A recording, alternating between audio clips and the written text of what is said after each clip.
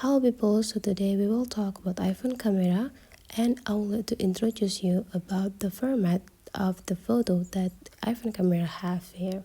So you just need to open your settings and then you just need to scrolling down until you found camera.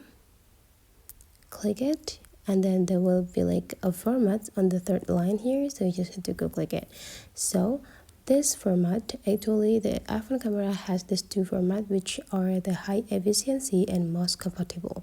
So a good quality of photo will be in a high efficiency, means that the iPhone camera will give the best performance to take the picture, and you will get the best quality for the pictures too.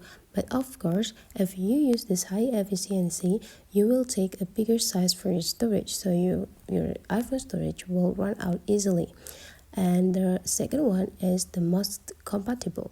So the most compatible is taking a picture with the standard quality that can be accessed by all devices, so you will not gonna have any difficulties to send this photo format into other device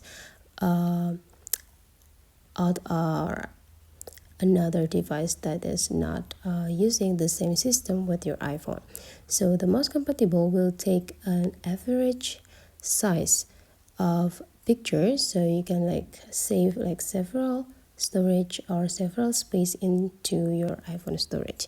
So if you want to have a best quality, I would like to suggest you to use this high efficiency. But then if you only want have an ordinary picture, go click this most compatible to save your Instagram up to save your iPhone storage. So that's for today's tutorial. Hopefully you enjoy this video, and let's meet again into other tutorial.